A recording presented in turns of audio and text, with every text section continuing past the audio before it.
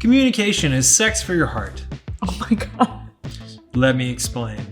When you think about marriage, right? I know we're pushing the edges Yeah, here. starting off really we're being strong. Edgy, Yep. but we mean it. So think about this. When you get married, two become one, right? It's a physical, spiritual, a mental, and emotional joining of two people. So when you think about physical oneness, I think we all know what that one means. You think about sex.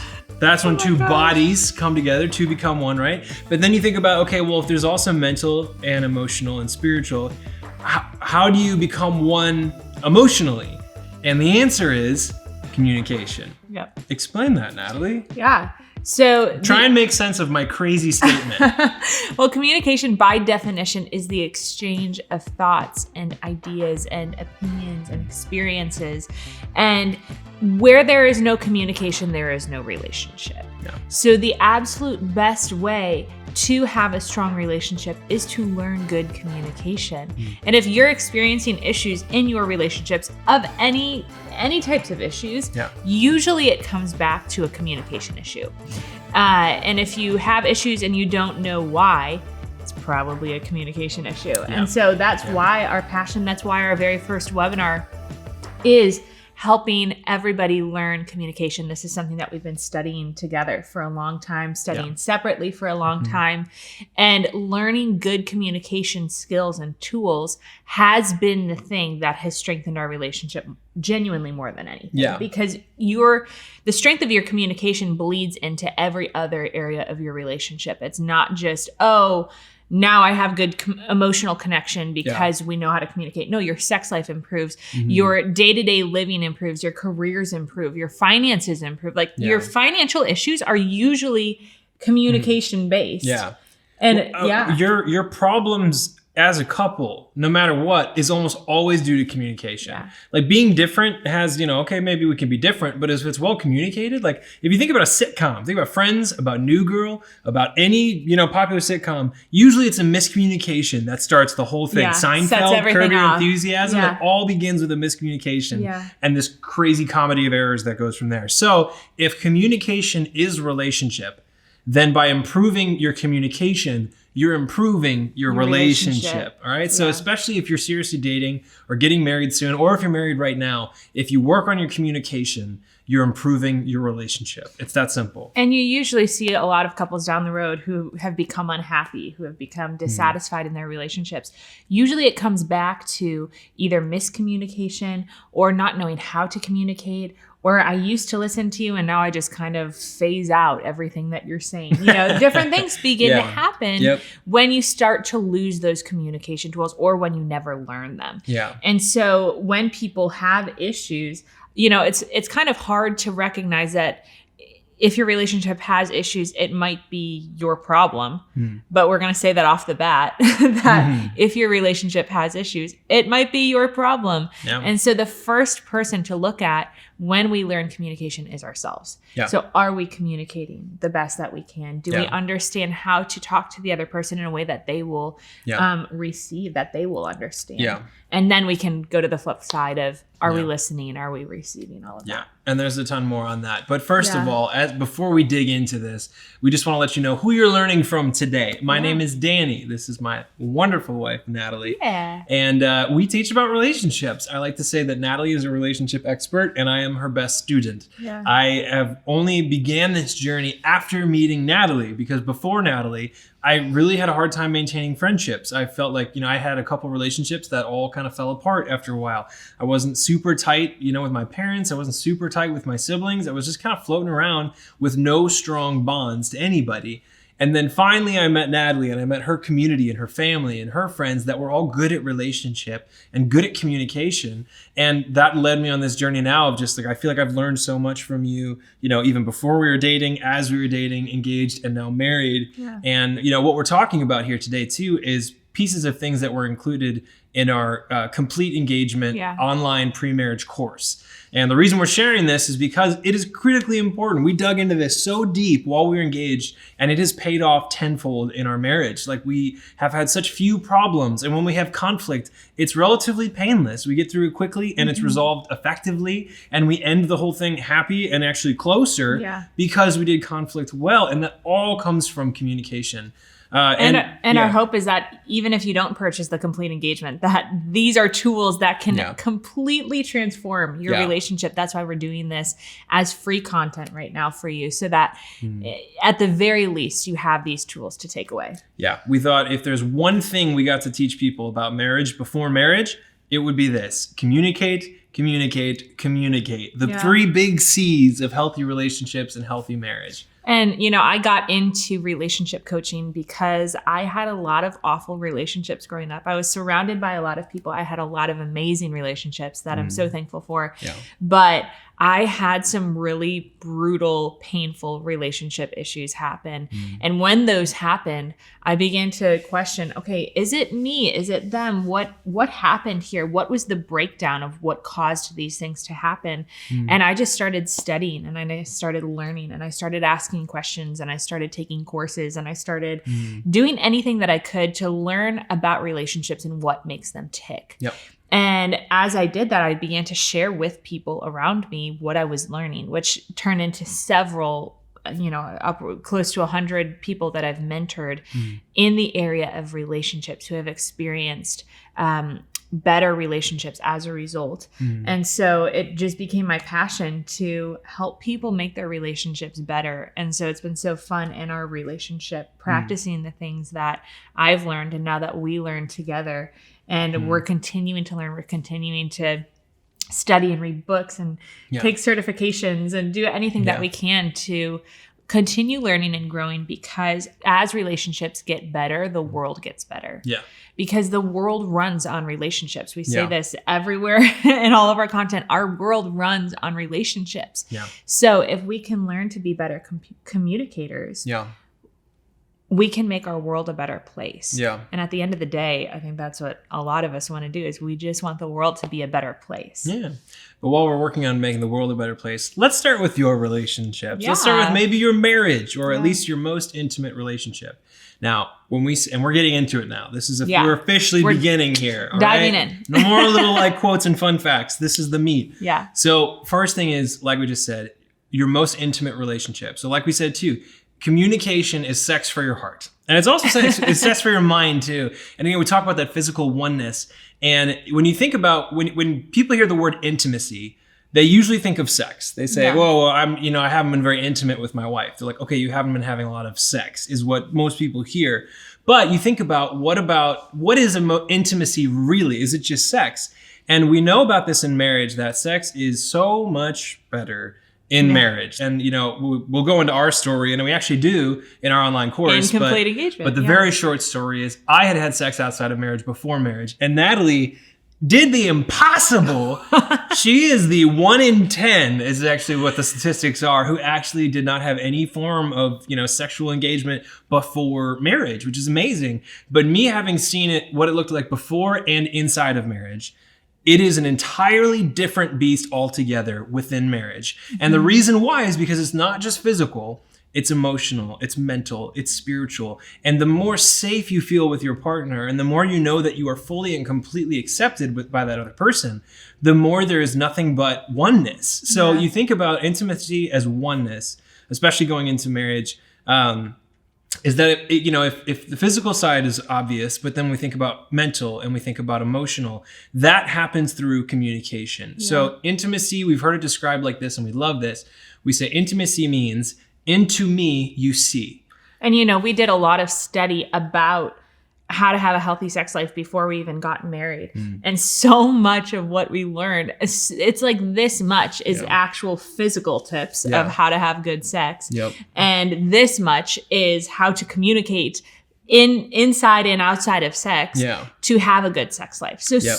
and I would say 90% of your sex life Yeah. is communication, Yeah. which is hilarious. Yeah. Your physical sex life, Yeah. 90% of that being good Yeah. is a your issue. Yeah, and it's a heart, or your heart's connected emotionally, Yeah. your mind's connected mentally, you're both focused. Because I mean, the best sex we've ever had wasn't like we did some crazy out of there, ridiculous position. It's just we did usually what we normally do, but our heads and our hearts were Yeah. completely lined up, and that was when it was the best. So you think about, again, intimacy is into me, you see. So in a relationship, when we say communication is relationship, what we mean is that to be intimate with somebody, the only way that Natalie can know what's going on inside of my heart and my mind is if I tell her. It has to happen through communication. And you hear that couple all the time, and I say well, why can't you just read my mind? Couples who have been together a long time will say I can totally read your mind. You don't even have to say it. I just know it. And sure, to some degree that does happen. You do get to a place where you can read each other really well. Yeah, but it's really hard to become a mind reader. Some might say impossible to become a mind reader. I can't just look at you, peer into your mind or peer into your heart and figure out what's going on inside there. So the only way I'm ever going to know what's going on inside of Natalie's head or her heart is if she tells me. So I can't be a very good mind reader, but I can be a very good mouth reader. Yeah. That is something I can do As I talk very well. He can listen and he can hear and he can understand. And I think the best communication is communication that leads to action. Yeah. So if I communicate a need, if I communicate something that's going on inside of me, and he then takes that and there's an action that follows, it's proving to me that there has actually been an exchange of thoughts and ideas and words and experiences and all of that. Yep. And then when there's an action that follows the communication to show that communication actually happened, then trust is built. Yeah. And relationships fall apart without trust. Yeah. They say it Yeah. takes a lifetime to build trust. And when trust is, it can take a second to break trust, and it takes a lifetime to rebuild. Yeah. But communication is the element that builds trust in relationship. And when you have trust, you have, everything else. Yeah.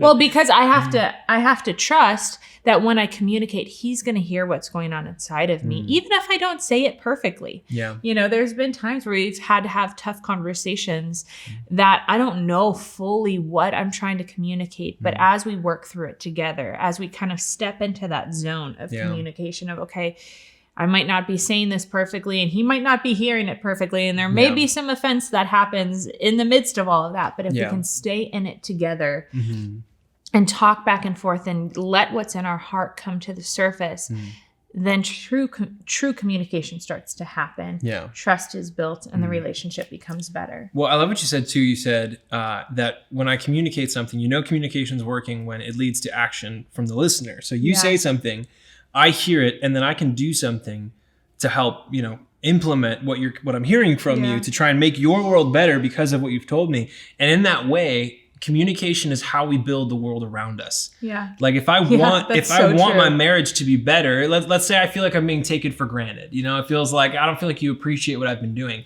If I never say anything about it, there is almost a 100% chance that nothing is going to change. Yeah. If I'm just sitting here quietly resentful, and then Natalie says, "Hey, what's going on? You seem a little off," and I go, "I'm fine." Yeah. Are you sure? Because you seem a little frustrated. I'm just Bad tired. communication. Yeah, I'm just tired. I don't know. I'm not in a great mood. It was just work or something like that. If I don't actually say what's going on inside of me or why I'm upset, there is almost a 100% chance nothing will change. Yeah. But that's the beauty of why trust is so important, like we talked about. Because if I say, "Hey, you know what? I kind of feel like, you haven't been noticing what I've been doing very much. I feel kind of taken for granted. I feel like what I'm doing doesn't really matter all that much to you.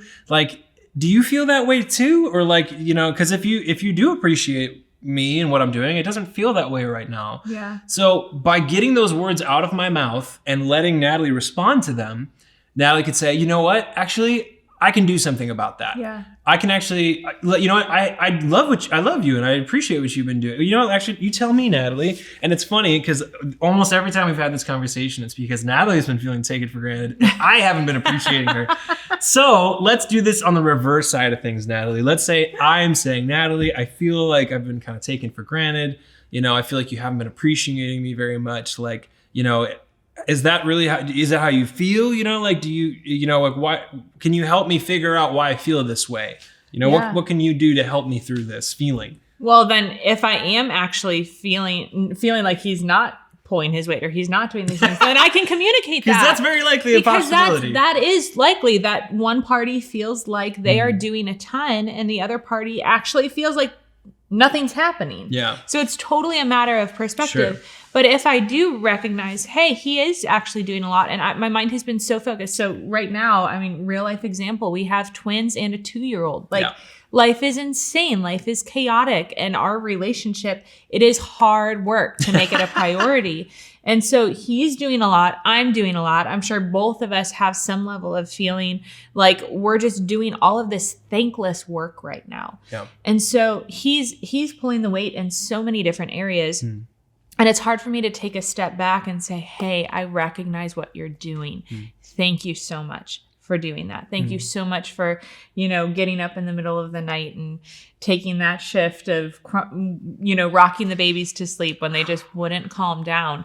But it takes a step of saying, okay, even what I'm feeling aside, let me recognize what you're doing. Let me acknowledge what you're doing. Let me communicate that I see you. I know you. I appreciate you. Those are all steps to good communication. Yep. Because realize that if you are feeling some way and they're not doing anything about it, you probably haven't communicated it well. There probably hasn't been true communication that has led to the action of them recognizing it. So, a couple points on that one. So so when it's spoken, as soon as it comes out of your mouth, you're actually giving your partner a chance to respond to it, and things might actually change. Yeah. Like the only way it's ever going to change is when you talk about it. So when Natalie says to me, and she has in the past, saying, hey, I feel a little taken for granted for, or, I feel like you haven't been, appreciating me a lot.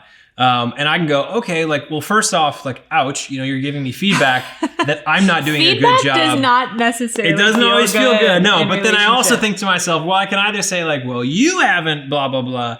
Or I could say, you know what? Regardless of why or how, could I appreciate her more? Yeah, I could do that. And I love you. And I'm willing to do that. So then next time I'm at the store, I grab some flowers or I grab some chocolates or I send a text in the middle of the day just saying, hey, I love you. I think you're great. I just want to thank you again for what you did last night. Or, hey, you know what? Let me cook for you tonight because, you've been really busy. Like, I can actually step up because I know that there's a need. So when we think about conflict, and a lot of studies have shown this, that about 90% of conflict comes from miscommunications of just, I thought you said this, but you actually said this. Miscommunications, a judgment, or a false assumption. So the idea of you said this, but what you really meant was this. But, even though that's not what they were thinking, I thought they thought that. And that made me, like, oh, you probably meant that to insult me. It's like, no, I was just saying it. So that's a false judgment or a false accusation or assumptions, because an assumption makes an ass out of you and umptions. And the last one is unrealistic or uncommunicated expectations. Yeah. So it's saying like, hey, I thought you were going to be there for me, or I thought you were going to come home from work exactly at 5 o'clock every day this week, or I thought we were going to have sex 20 times a day, or I thought, you were going to take care of the kids and I would go back to work. Like, if we never talk about those expectations, that leads to conflict as well. So let's look at those three again. It's either a miscommunication, just done poorly. It's a assumption or a judgment of, I assumed something that you communicated and I took it the wrong way, or I thought about it the wrong way. Or, we had expectations that probably weren't communicated. So all three of those problems, 90% of conflict is based on communication. Yeah. So when we say communication is like one of the most important things in your relationship, Yeah. most of your fights, most of your issues, most of your conflict, your rough spots, your tension, all that is just communication. So the more we talk about these things, the more we get better at sharing what's inside of us, Getting sharing what's in our vulnerable. hearts, sharing what's in our minds, even if it's uncomfortable, we have to share it, because if we don't, then our partner never gets to see what's going on inside of our heart or inside of our head. And things will probably never change unless we talk about it. And I think one thing to note is that, you may be watching this right now and going, oh my gosh, it feels like you're just putting all the responsibility on me to just be a better communicator and learn how to be more vulnerable or learn how to take feedback, take criticism, these different things. And the reason that we focus in simple relationships, the reason that we focus so much on, your responsibility in relationships is because you are the only person you can change. Yeah. Point blank. Yeah. If it was all out of your control, if it was all due to the other person, if your relationship issues were all due to the other person, then you're screwed. Yeah. Because you can't control them, you can't change them. But let's hope that most of the issues, or half of the issues, or 25% of the issues, or some of the issues are in your court. Yeah. Because if they are, that means you can change them. Yeah. That means you can make things better. So don't take it as a shameful or this super negative thing when you realize that you may not be doing something right in relationship. Take it as, oh my gosh, I can change something. Yeah. I have some part in being able to make this relationship better. Yeah. Because when you own it, as frustrating as it is, or as, you know, it doesn't always feel good to realize, wow, I sucked at communicating that. Wow, Yeah. I didn't, you know, I wasn't good at being Turns out I was vulnerable. imperfect and I didn't know everything. It's Like, not fun to it's not recognize that. bad. Yeah. It's not fun to recognize that. But if you take the step to get better at embracing when something is in your court, Yeah. you know, recognize that a lot of times you're not perfect. Yeah. So if I can recognize that, let me first and foremost handle myself. Yeah. And if I can make sure that I have properly communicated these things, that I'm watching it with not jumping to assumptions and judgments in my relationships, and if I'm really working to communicate the expectations that I have, like if I expect Danny to be home at 5 p.m. and he's not home and there's no communication happening, then that can lead to hurt. Yeah. But if there's a communication or a expectation shift of, okay, I know he's supposed to be home at 5, but that is give or take 15 minutes on either end. Yeah. Then there's a lot of pain that can be removed, or pain that can be avoided, totally just due to better communication. Yeah. And, you know, learning to communicate our expectations with each other. Yeah. Yeah. And we could talk about expectations, and we do in our online course. Yeah, But we have an entire section on it because it's so important. But you think about, like, if you expect someone to run up and punch you, you can block and brace yourself and you can dodge and move. But if someone just sucker punches you out of nowhere, like, that's really going to take you off. So managing your expectations and being like, well, at least I saw it coming. I knew what to expect so I could prepare for it. Yeah. That's why expectations matter. And just on the flip side of communication, we are saying a lot of this is, you know, things that you can take responsibility for, things that you can change. And on the other end, if you're a couple watching this, and the reality is most people don't marry monsters. Most people are in relationships with people that they genuinely think are good-willed. It's down the road that you, through all of these issues, begin to believe worse about somebody. So if you are two good-willed people in relationship, which we think you are, recognize that you are on both ends of the communication, you know, the communication game. You are both on the talking and the receiving end. So yes, do everything you can to communicate, but on the flip side, do everything that you can to listen and to let your communication lead to action. Yeah. So let's jump into kind of when communication, when we are our worst, every single one of us becomes a awful communicator in a certain way. Yeah, let's call it a kryptonite. You know, like when something goes wrong, we turn into the nasty, ugly versions of ourselves. Or a simplest illustration would probably say when someone gets hangry, right? Yeah. I've just been really hungry. I'm very irritable. When I'm at my worst and I'm not on my A game, I tend to respond this way. So on your worst day, let's call it, people tend to fit into 3 particular types of communication that are not productive. They're not helpful. And I think it's important that we all understand how we communicate poorly so that we can recognize it, or recognize it in our partner and say, hey, you know what? I think you might be doing that thing again. And then you can decide together consciously, oh, you're right, I am doing that thing again. Let me do better. Yeah. So let's talk about kind of the weaknesses, or like the bad versions of ourselves that we all fall into, so that we can recognize it and then choose a better way. Yeah. Our dear friend, I just called him our friend. Maybe he'll be our friend one day. Oh, okay. But one of our superheroes. When we watch this 10 years later and we're besties, right? Which we've never met at this point, but maybe someday. He has coined 3 terms for when communication is done poorly. Yeah. And so those three things, the three different types of communicators is the passive communicator, the aggressive communicator, and the passive aggressive communicator. So we're just gonna, when we are at our worst on a communication, in a communication scenario, we all of us communicate in one of those three ways. Yeah. So Danny. Yes. So number one, I'm going to start with the one that I am usually most prone to, and that is the passive communicator. The passive communicator, again, on a bad day, and this happens to this day, and I have to be aware of it because I still do it. But a passive communicator is when I'm feeling taken advantage of or overwhelmed or stressed or someone's being mean to me. Most of the time, I just kind of like clam up. I just kind of like shy away. And it's the whole like, hey, what's wrong? Are you okay? I'm fine. Yeah, everything's fine. And it's like, hey, are you sure? Like, yep. And then in the back of my mind, I'm like, you're doing this wrong. You're doing this and that's bothering me. You forgot about this. But, all these issues going on in the back of my head, but nothing comes out of my mouth. So Danny Silk in his book, Keep Your Love On, talks about this person as a goat. And the goat is in comparison to the aggressive communicator, which we'll talk about next. But the goat just kind of sits there. It's a meal, it's not an aggressive animal. It just hangs out and chews its grass. And the problem with being a passive communicator is that you never say things that matter. The mentality of a passive communicator is that your needs matter and mine don't. This is the martyr, right? It's saying like, oh, you want to eat at Qdoba for dinner and I want to eat at, Arby's. At Arby's, yeah. This is our lunch conversation today. This is lunch today.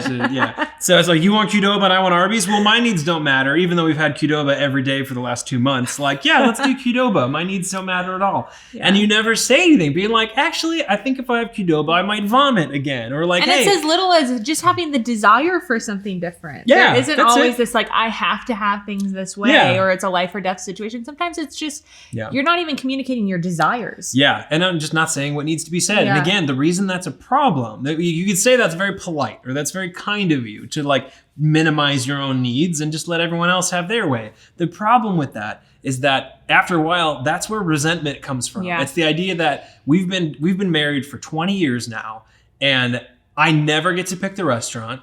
I never get to pick the vacations. I don't have any control over the finances because I've never asked for it, or I never said that was a problem. But now in the back of my mind, I feel powerless and little and small and uncared for. And that's built up in the back of my mind. And now you are a monster because I let all this grow. When if I just said something, it probably would have changed that day, but now we're here. A super fun little story was when we were dating, anytime we would get ice cream, when we were dating, I would always give Danny the maraschino cherry on top of the sundae. Yeah. Because I knew that he liked them, and I thought it was cute to give him the cherry. And it was. And I love maraschino cherries, but I would always give it to him because it wasn't that big of a deal. Mm. Well, there was one day that Danny had a sundae, and there was 2 maraschino cherries on it, and I ate one, and he was like, wait, you like those? Yeah, and I was like, I thought you didn't like maraschino cherry. I was like, no, I love them. I just have been giving them to you. Yeah. And here's the deal. That's like the tiniest, stupidest scenario. But if I had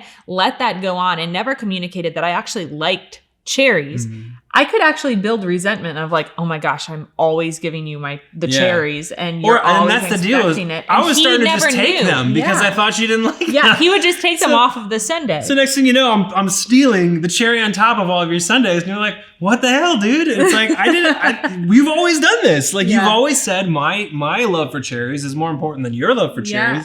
So suddenly it gets to be the point where it's like, I'm now taking things from you that you don't want to give up. And like, that is the issue with being passive about your communication is, like Danny said, it builds resentment. Yeah. And when that resentment is left unchecked, that's when it completely explodes and the person is left feeling like they have nothing left to give. Yeah. And so with goats being a passive communicator, that's a problem, especially when they are paired with someone who is the aggressive type communicator. Yeah. Natalie, explain that to us. So we like to describe, or Danny Silk likes to describe the aggressive communicator as the T-Rex, the big, scary dinosaur who says, my needs matter and yours don't. So this person is the loud, in charge person in the room who is kind of lording their desires, their needs over everybody else's. Yeah. It's the person who demands things, who has to have things their way, who really doesn't listen to the needs of other people and just makes it really essentially all about them. Because I'm upset, I demand that everybody know that I'm upset and everybody change to make me less upset, right? I get aggressive in everyone's face until they do what I want. Yeah. You know, and that can easily turn into manipulation. And especially when compared to a goat, I'll just say like, oh, you're big and scary. Like, yeah, that's fine. Yeah, you know, your needs matter and mine don't. And what's and interesting, the T-Rex says mine needs matter and yours don't. So it's like we agree with each other. So your needs matter, usually you don't. find a goat and a T-Rex in relationship together. So you find a passive communicator and an aggressive communicator in relationship with each other because, like Danny said, they agree. Yeah. They agree that one person's need matters and the other person's needs don't matter. Yeah. And the issue with that is that the goat is there giving the T-Rex its body parts as the T-Rex is eating the goat. And then pretty soon there's no goat left and the T-Rex is still hungry. And because, he uses goat and T-Rex because if you've ever seen the movie Jurassic Park, the first one, you know that scene where it's like, oh, it's time to feed the T-Rex. We just pick up this goat and it's just sitting there happy as can be, not saying a word. The goat's not even saying, hey, don't feed me the T-Rex. It's just like, okay, this is my job to feed you. And that's what a passive communicator does usually is they minimize their needs and the T-Rex just devours them until there's nothing left. And the goat's just like, this is fine. That's fine until it's not fine. And then resentment happens and then the whole thing blows up. So you can probably see how you could fall into one of those two, but there's a third one. Yeah. And passive is pretty easy to spot because they usually tend to be on the quieter side, not communicating things. The aggressive is really easy to spot, but there's one that's tricky to spot, and that's the passive aggressive communicator that is described as the chocolate covered dragon. Why is it described as that? Well, me having my extensive knowledge of fantasy lore, dragons are usually very, very smart, very sneaky, very cunning. They look snake-like in appearance because they're very, clever and cunning. They're wise as serpents. So they're smart. And usually passive aggressive people are smart. They have to be smart to pull it off because if you're not tactful and careful with your words, then you just look like a mean person. So you have to, be smart enough to be passive aggressive. Yeah. But they say it's the snake covered in chocolate, where it looks sweet on the outside, but on the inside, it's sneaky and it's cunning and it's divisive. And the chocolate-covered dragon, as a passive-aggressive communicator, will say something of just like, you want to go to Qdoba again? Okay, let's do that because I love you.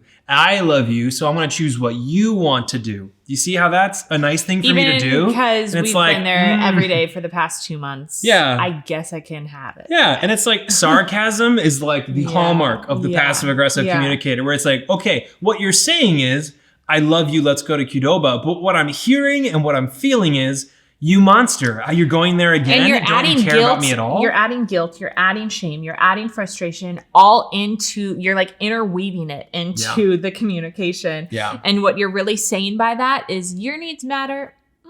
Oh, wait, no, they don't. Yeah. Not really. Yeah. No, they don't really. No, they really matter. Yeah. No, that doesn't work well in a relationship. And I'm sure you might realize right now, oh my gosh, that's me. Or you might think about somebody in your life that is a passive aggressive communicator that they communicate and then you just feel a little bit weird after they say something like, was that a jab? Yeah. Or do you really want to do this? Because you're saying that you're totally fine watching my kid every single day this week, but like you're making these side comments that make me think that you're mad at me, Yeah. And that's the thing too, is that you say like, and when you say like, hey, are you mad about that? They're like, no, I just said we could do what you want. And it's like they have their immediate out because they said the right words, but you could tell their heart and their body language, it just doesn't agree. And here's the deal. All three of these communication styles are not conducive to trust in relationship. Yeah. And like we said, trust is so important. All communication needs to lead to greater trust in relationship. Yeah. Because when you're communicating in these ways, if the passive person is communicating, yeah, I'm good going to Qdoba again for the 50th time this month, and they really don't need that, then they are not communicating truth. To the person. Yeah. So they're essentially, and I know honest. it's a strong statement to say that if you're passively communicating, then you're lying. Yeah. Because I get that sometimes people are just trying to, just be peacemakers. Sure. However, if that goes on for too long, you do get into the territory of lying. Yeah. Because you're not communicating what's really going on inside of you. Sure. Same with aggressive, same with passive aggressive. And a lot of times too, it's just a lie of omission of just, I'm not saying what I'm actually thinking. And by Yeah. not saying that, that's, on par sometimes with lying. And the problem with that is that affects intimacy. Because again, let's think about intimacy. Into me, you see. So if you're going to see what's going on inside of me, if I'm passive, that's saying, nope, you can't see what's going on in here. I'm hiding it from you because I think you're going to get hurt feelings if I tell you what I'm actually feeling. So I'm actually reducing the amount of intimacy in our relationship because I'm protecting or hiding things that I should be sharing. And then if I'm being aggressive, that's saying, I'm dumping what's inside of me onto you. And you don't have a choice. Yeah, and you don't really have a choice to not care. I'm going to vomit everything that I have onto Which you. isn't true communication, because if communication is an exchange, an aggressive communicator doesn't really allow exchange to happen. Yep. It's just my way or the highway. Yep. And then the passive aggressive is saying like, oh yeah, I'll let you see what's going on inside of me, but it's all smoke and mirrors. It's not really true. It's almost like I'm lying about what I'm feeling. Lying. Passive aggressive communication is full out lying. So then the other person is like, even though I think I know what's going on inside of you, like I feel like it's not true, and it's not helpful to the passive aggressive communicator because you're not saying what you need to say. You think you are passively, but if you would just say it clearly and directly and honestly and kindly, then that would actually improve something. And that is when we get into the best version. The best version. If passive aggressive and passive aggressive, you're not supposed to stay here. Incorrect. Yeah, that's on a bad day. That's you know what? I am hangry, and that's what I did. And then Natalie can say, Danny, hold up. It feels like you're being a little passive. You're not saying anything. You're being quiet. I know that you tend to be a passive communicator. And I'm going to see the signs here and say, you know what? It still seems like you have something to say. Do you really have something to say? Like, I'm here. I'm listening. Like, you can share it with me. And then we say, okay. And then we step up and try to do what Danny Silk calls the assertive communicator. And this is a love-based communicator. All the other ones are things we do when we're angry or afraid or stressed or hungry. But when we're feeling good, when we're at our best, the way we should always strive to communicate is as an assertive communicator. Natalie, what do we mean by assertive? Assertive means that you are actually being truthful and honest and caring in your communication. Yep. You're being upfront about what's going on inside of you. Like Danny said, you're letting the person actually see into the truth of what you're feeling, the truth of what you're really saying and trying to get across to the other person. Yep. And the assertive person truly believes that your needs matter and my needs matter. Yep. And that's what true relationship, that's what good relationship, healthy relationship is built on, is the mindset that both of our needs matter. We're not one person more important than the other. We both matter in this relationship. Therefore, if we've gone to Qdoba 50 times this month, okay, let's maybe go another route due to what you want to do. And so for Danny and I, we like very different types of music. We like very different types of movies. We like very different types of just things in general. Yeah. And so it's super important in our relationship to make sure that there's a healthy give and take. And I think that's when you know that assertive communication is happening, is when there's a healthy give and take, when both people truly feel like their needs matter. Yeah. So does Danny's needs matter and my needs matter? Yes, they do. Yeah. So how can we make sure that it feels like there's a 50-50 going, and when those scales tip a little bit, that we both feel safe to communicate. Yeah. Hey, Danny being like, hey, Nat, I don't think that, we've watched a movie that I like in a long time. Can we do that? Or me We've saying, watched Anne of Green Gables for the last 7 movie nights. Can we watch a Marvel movie? Yeah. That's never happened. It's which always is the other funny way because I around. love Marvel movies. So, to get back to that idea of your needs matter and so do mine. So an assertive communicator, love-based communicator, when confronted with any of the other types, they speak up. So assertive, meaning I say what I need to say. I speak directly, but kindly. So I'm not being mean about it, right? I'm not saying, you're lying, you're being an idiot. No. It's like, no, I'm just saying, so when someone says, I made T-Rex, you know what? I can't believe you don't want to go to Qdoba. I demand Qdoba. You know I love Qdoba. And I say, hey, listen, I know you love Qdoba. I think that's great. It's wonderful. It's a great place to go. But we've been there a lot lately, and here's the deal. I'm not a huge fan, or I just don't want that right now. So yes, your needs matter. You want Qdoba. I hear you loud and clear.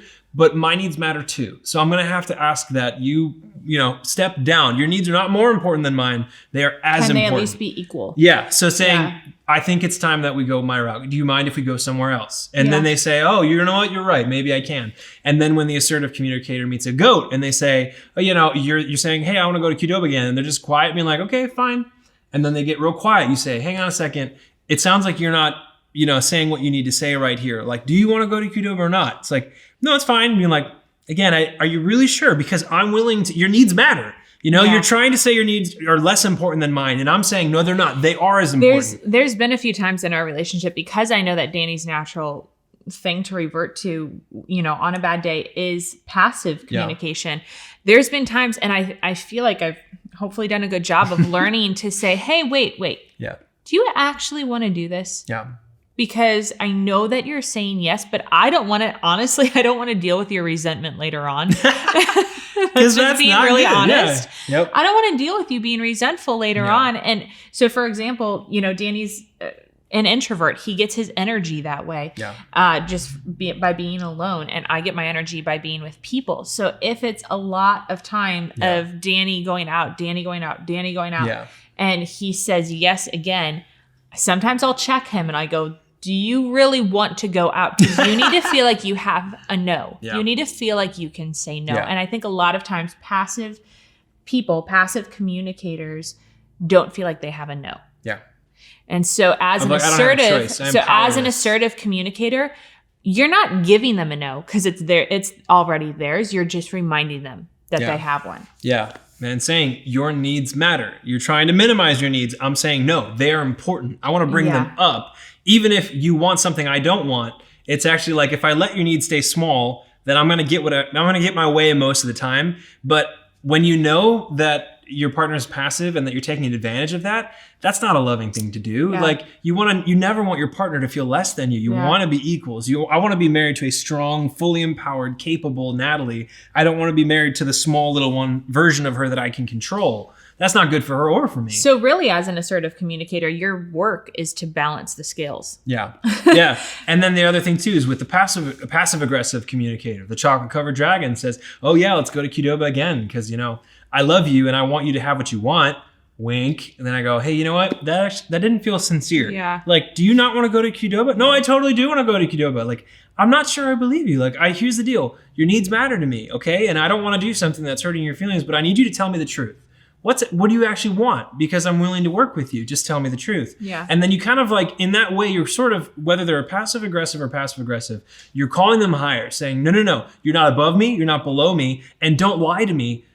Let's just speak honestly and openly with each other. Let's allow ourselves to see each other through communications. Let's have intimacy. Yeah. Into me, you see. Actually communicate, have an exchange of what's going on inside of you. And that's actually how you become one. That's how you become closer together. And we know that we all have bad days. We all are going to revert to one of those three types of communication at times. But the more that you work on just being assertive, as a couple especially, you can check each other and go, hey, you're tipping into passive. Yeah. And obviously make sure that your relationship is at a good place to be able to call each other out. But to be able to communicate that with each other of, hey, let's both stay in this assertive communication where we're honest, we're upfront.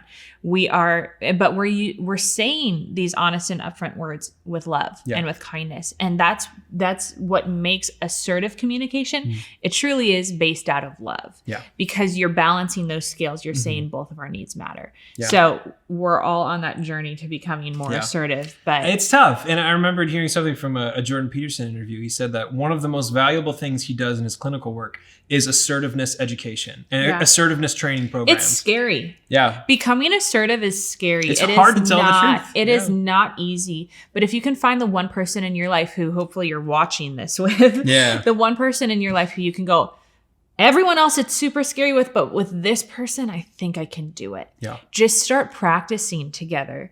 Even just at home, start practicing. And the more that you practice, it truly is like building a muscle and you get better and better. And then it starts to bleed into every other relationship in your life where you become more assertive. And then other people look to you to call out the passive or the aggressive. Other people look to you and go, well, I can't do this, but I think I think Natalie can. Yeah. And I want to learn from that. Yeah. And then anyone who communicates you knows that when I talk to you, I know exactly what's going on in your head. I know exactly what's going on in your heart. You tell me the truth. You're a real person that I can trust. And even if I don't like what you're thinking or what you're feeling sometimes, because that makes me feel bad or I disagree with you, I always know that you're telling me the truth. Yeah. And that's someone that I can trust and someone that I can count on. And it's always the case. I think you'll be surprised that when you start telling the truth about what's happening inside of you, people respond to it. Yeah. When I say, hey, I feel underappreciated, then people fix that problem, especially a spouse who cares about you. When I say, hey, I feel like, we might be spending a little too much money, then they say, okay, we can fix that problem together. I love you. Let's work on that. Yeah. So saying things really starts to improve the world around you just because people are finally hearing what's happening inside of you. That's communication. And I will say it does take humility to recognize that you've been operating in one of those three, awful communication, ways of communication. Yeah. But if you're willing to just take down your ego for a minute and recognize, dang it, I haven't been considering that person's needs, or I haven't been considering my own needs. When you can do that, you're taking a step towards assertive communication. Yeah. So it definitely takes humility, but in turn, it's like you give humility and in turn you build trust in the relationship. And that's worth it every single time. It's a good trade. And here's the other thing. We are not going to do this correctly often, especially when we're starting out. We're going to mess this up. And again, almost all conflict is some form of miscommunication. Yeah. And that's going to lead to conflict. We're going to have issues. We're going to say something wrong. There's going to be hurt feelings. Someone's going to get upset. I'm not going to say what I thought you meant, or I'm going to take something out of context or misinterpret it. It's going to happen. So when it comes to exchanging what's going on inside of each other, we're not going to dig into conflict because that is a whole bear on its own. And that's why we really do recommend taking Complete Engagement as a marriage prep course, because we go in detail on how to handle conflict when communication goes wrong. Yeah. But as a very brief summary of how to, maybe avoid it or what to do when you do find yourselves kind of conflicting, or you try to share what's going on inside of you and tension happens, there's a couple things to keep in mind. The first one is that anytime I'm sharing what's going on inside of me, it's scary, right? We call that vulnerability. So it's saying that, hey, in order to show you what's going on inside of my heart, I have to pull back my armor, like this breastplate that I wear to keep my heart safe. I pull it back and I leave the soft, gooey, little squishy heart there. And I say, hey, I want you to see what's happening inside of here. And it's scary to do that because it's like, well, what if I show them what's really inside of me and they reject it? Or they take a stab at it or something like that. I pulled back my protections. What if they spit on it? You're and it's vulnerable to being wounded. It really hurts when you try and open up your heart, and that's not appreciated. So if I'm talking to Natalie, or more likely Natalie's talking to me saying, hey, I don't feel like I've been appreciated much lately. That's Natalie pulling back her heart saying oh gosh, I hope you don't think I'm needy. I hope you don't think I'm trying to control you. I hope you don't think I'm asking too much of you. I'm trying to be nice, but I'm pulling back my heart, and all of my fears and anxieties are rising into my head as I bear myself vulnerable. So know that in order for someone to communicate their needs with you, if I want to encourage Natalie being able to do that and share that with me, the way that I respond to that matters a lot. It means that if she's going to open up her heart and be vulnerable, I need to respect that that's difficult.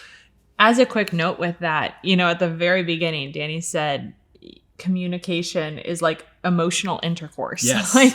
That is the essence of that. Yeah. Is I am taking this risk Yeah. to bear myself emotionally in front of you, risking that you could hurt me, risking that you might not like what you see, risking that, taking the risk that you might retaliate against me. You're bearing yourself in hopes that greater intimacy could take place, that the relationship could grow deeper. And when it is taken the wrong way, when you attack, each other, when you open your heart up like that, that's when conflict happens. Like Danny said, that's when wounds begin to fester. In the same way that, in actual sex, if the communication is poor, it can lead to a really unhealthy sex life or a really disappointing sex life. But in the emotional realm, you are bearing yourself. That is where the emotional intercourse is taking place. And everything that happens when you open up your heart is vital to the trust continuing the relationship, to the communication health, Yep. remain in the relationship. Yeah, and I think it's important to think about it that way. Like, to share what's going on inside of you is emotionally undressing. Yeah. It's literally like, when you think about standing before somebody, taking off all of your clothes and standing naked before someone else, like, That's the lights on. with the lights way up high. You're saying, like, you can see every part of me. There's parts of me I like, there's parts of me I don't like. I'm a little soft here. I've got a scar here. I've got some bruises, or maybe I don't like my spine, or maybe I'd like a different shape at this part of my body, whatever it is. It's saying that it doesn't matter. Like, it is what it is. This is it. Yeah. There's nothing hiding it or covering it or distracting it. This is just exactly who I am. So opening up your heart, that vulnerability, that communication, that is emotionally undressing in front of another person, and that is a scary moment. And there's been times where I've literally said to Danny, I don't like that I'm feeling this way. I absolutely hate that I'm feeling this way, but this is what I'm feeling. Yeah. And when Danny, instead of saying, wow, that's stupid that you feel that way, when he says, yeah, I get it. Yeah. That sucks. And actually, it makes me not feel great that you feel that way. Mm-hmm. And I know you don't want to feel that way, but I'm going to validate you feeling that way. Yep.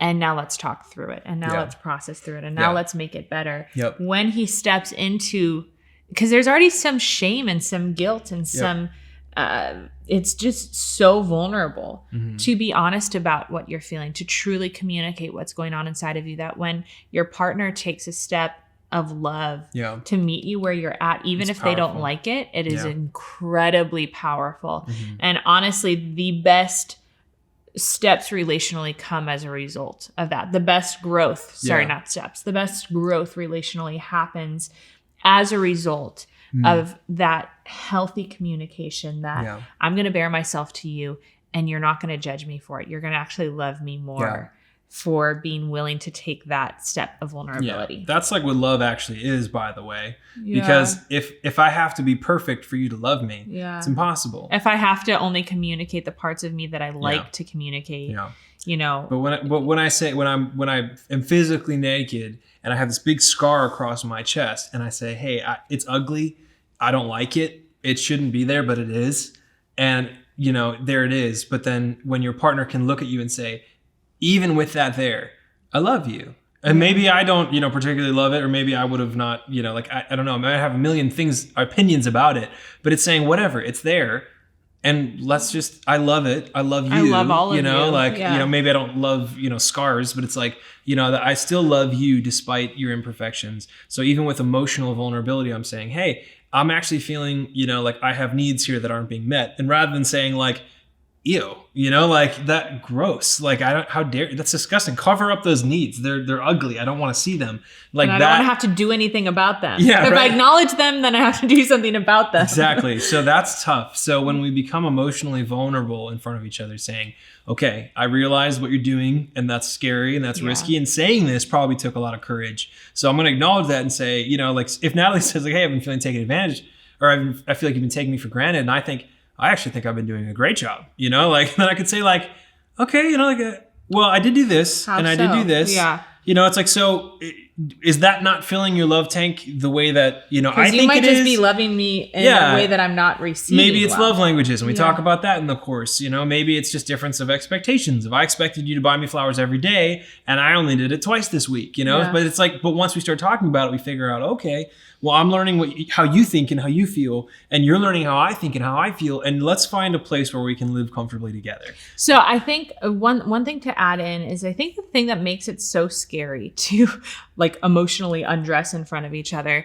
is because you run the risk of, if they don't see it the way that I need them to see it, then it won't lead to action. So if they don't acknowledge what I'm feeling, then it won't lead to action. Or if they acknowledge it and it doesn't lead to action, then they're actually ignoring me. And so both of those things have a high potential to make me not want to do that again, and to make me feel unloved by this person. And so it's super important on both ends that if you're on the listening end of somebody emotionally opening themselves up to you, recognize that acknowledging their pain, even if you don't necessarily agree with it, even if you think it's stupid, acknowledging and validating the pain is so vital.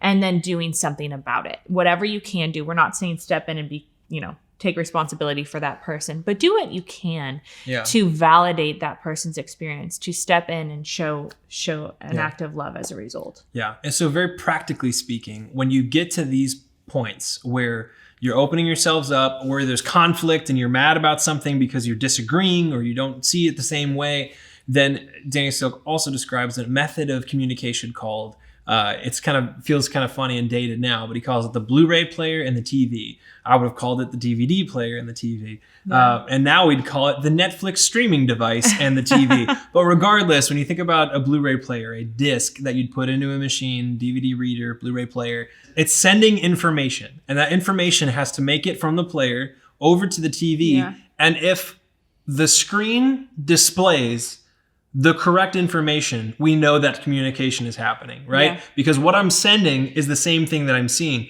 But if my disc is scratched or there's something wrong with the cable or something wrong with the TV, I'm going to be sending information, but what I see is going to be a garbled, jumbled mess and be like, no, that's actually not what's going on the disc. It's not actually, what you're seeing is not actually what I'm sending you. So you think about, okay, well, how does that relate to relationships? So when you think about it, if I'm trying to say, Natalie, I want you to know what's going on inside of me. I'm going to be the Blu-ray player. So I'm going to send information of what's going on in my mind and my heart. I'm going to communicate that to you.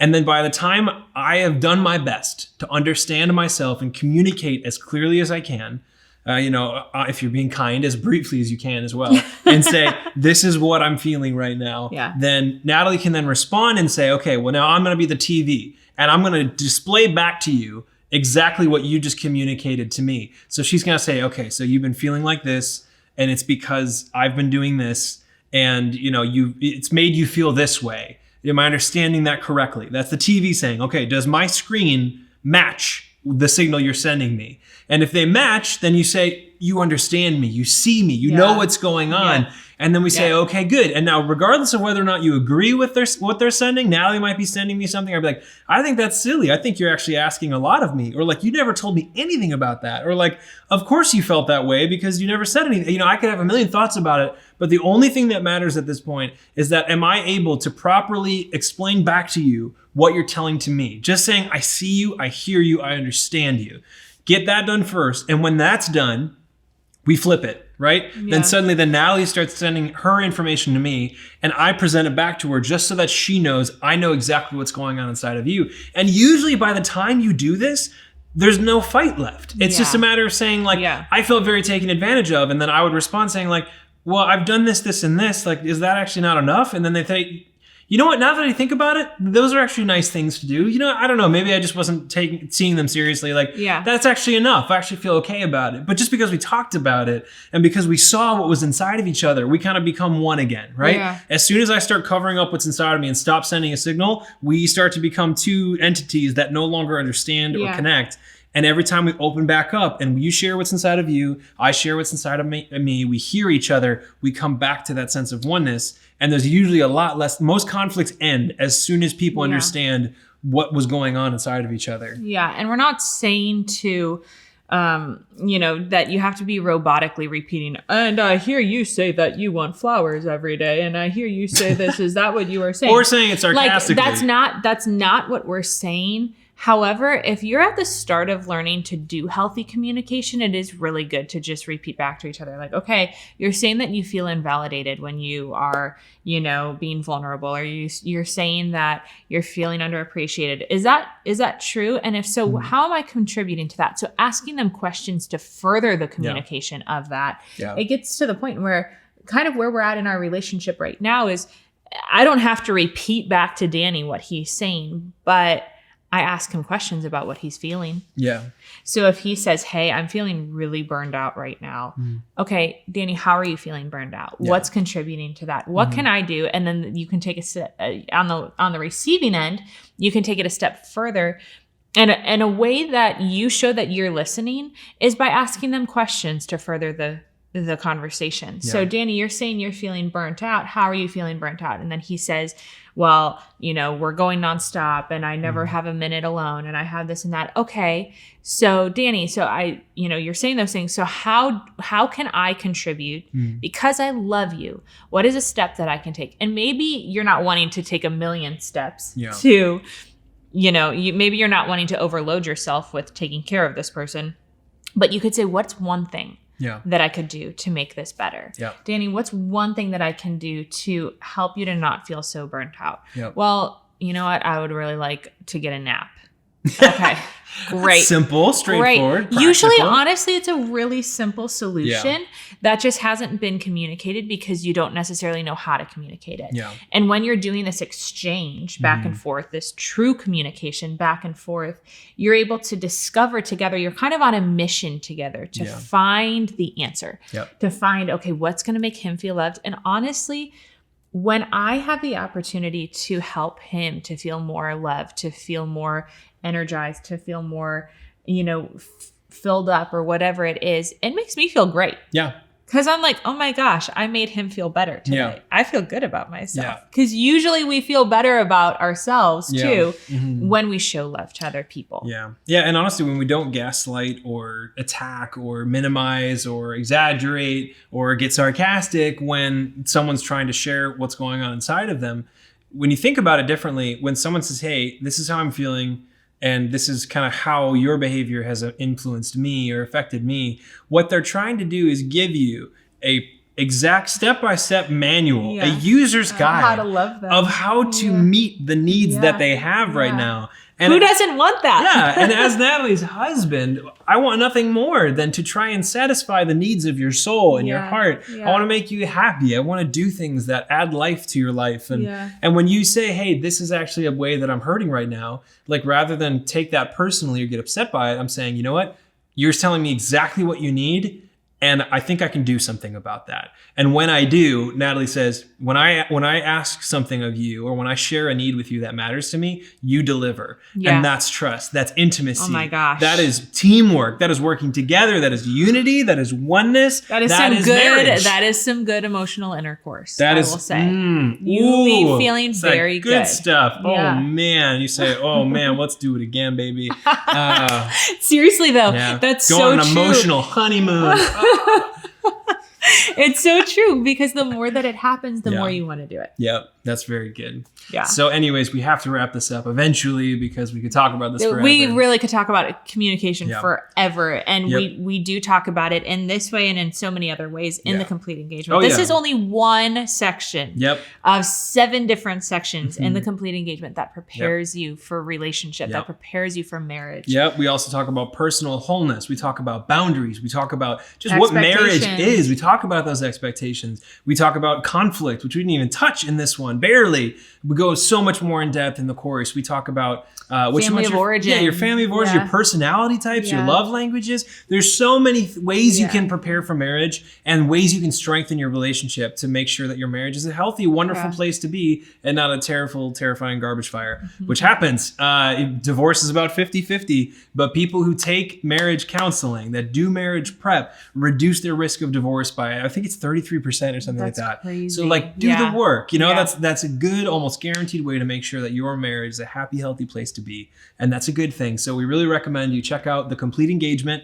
And the deal is still active. Yes. So be sure to check that out. Yep, check it out quickly. Yeah. Always want to encourage people to take that. Share it with anyone you think that might need it. And share this webinar with anybody that you think might need it because this is something that genuinely is not just for engaged couples. It is for everybody. Yeah. Everybody can use this in friendships and marriage and any type of relationship. Yeah. So that's it. So we hope it was helpful. Become assertive communicators. The way to go. Yep. And go have some emotional sex. Oh my God. Hope we go get your heart laid. Oh my God. It's no wonder divorce rates are so high when we all just get thrown into marriage without ever knowing how to be married. Marriage is a wonderful, wonderful thing, but I'll be honest, it can be tough. You could go in blind, and if you do, we wish you all the best, but we would much rather help you prepare. So join us in our online course, The Complete Engagement. Learn how to stop problems before they happen, learn how to set healthy expectations for your marriage, and learn how to bring out the absolute best in each other. We say complete engagement because if this course is the only thing you do to prepare for marriage, it'll be enough. We're going to talk about personality types, family history, communication, conflict, and so much more.